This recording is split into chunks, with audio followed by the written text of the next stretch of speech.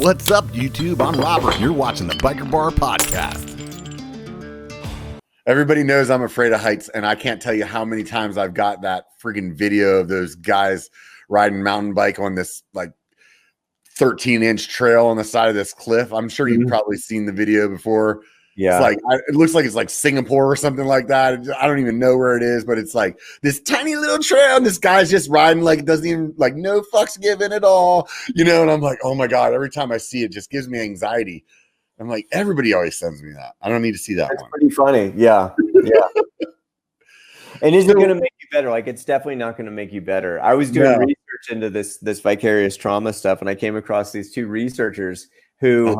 Their job is to help people with trauma, and they work together. Both of them were so traumatized by the movie Jaws that neither of them go into the ocean to this day. It's their job to help other people get over things, and they haven't been able to help themselves get over this one movie.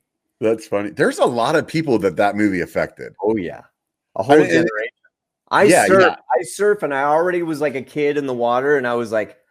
The first thing I heard about it was my cousin saying, hey, I just saw this movie. It's awesome. You know, no, it wasn't that. It was like, hey, let's go to the beach. And he said, no, I'm not going to the beach anymore.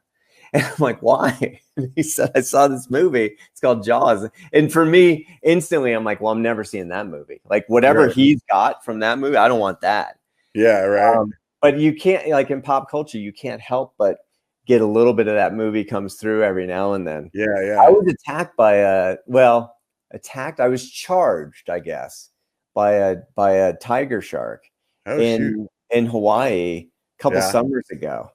And it was very much like the movie. The movie's good. It's accurate. You know, like the thing came up, out. I could see the eyeballs and the head and everything coming at me. It was This is the end. What did you do? I was on a paddleboard, so it started from so far away. It was probably like when I saw the fin break the water. At first, it was probably 25 yards away, right? And I'm like, dolphin, tarpon, and there's no tarpon in Hawaii. I was just going through a list of things. That I know how your brain goes, right? Yeah, killer whale, no, and then it's like shark, and then the dorsal fin's out. Then the tail is out. It's swimming at me so fast, right? That the tail is out. By the time it gets to pretty much where I am, I've decided I'm going to try to hit it in the face with the paddle, and then we're both going to be in the water, and we'll just see what happens. Right? Yeah, it is what it is at that point. I can maybe get one shot in on this. Right. Thing. Enough to make him think, nah, I don't want to eat this dude. You know? Yeah. And so at about 12 feet away from the board, I was like this, you know, and maybe he got a look at the gun show and it was a little too much for him. I don't know. I like to think so. I was just proud that I didn't curl up on the board because that was my other option. It's like, what if I curl up on the board in a ball and just cry, you know? Yeah, right. And so I chose to defend myself, so I was proud of that. It took a 90-degree, you know, huge splash. It was the head was starting to come up out of the water. So I could see the eyes and the head, and these things eat like tires and Yeah, they don't care. They don't care. Yeah, and I turned. I caught a wave. I surfed the wave all the way into the beach and ran off the front of the board onto the sand. Pulled the board out by the leash because I didn't want to get in the water, and it was dusk. You know, it was like kind of the time when you do get attacked by sharks, and And the next day I said to the lifeguards, I was like, hey, just, you know, heads up. I got charged by this shark, tiger. And they're like, how big was it? I'm like, okay. I recreated it in my yard with boards, and it was, it was at least 10 feet. And he's like, yeah, there's been a 12-foot tiger that's been coming in.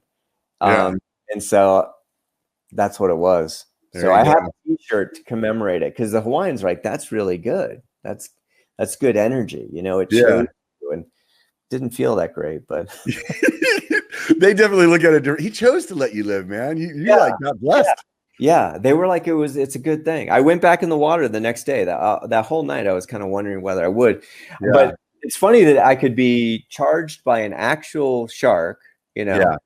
And I've had other small shark encounters, but this was for real. This thing was like coming to take a real taste. And And I'm still in the water, but people who saw Jaws are not in the water. And that's how powerful video can be. Right. So this notion of being traumatized by, a lot of Friday fails, there's also a visualization aspect that's part of it. So to do a thing, you have to be able to visualize it. If your head is full of visuals that you've seen, right, of things going wrong, it's a little bit harder to visualize the right thing. If you like that, make sure you check out the full episode. And hey, do me a favor, before you take off, hit the like and subscribe.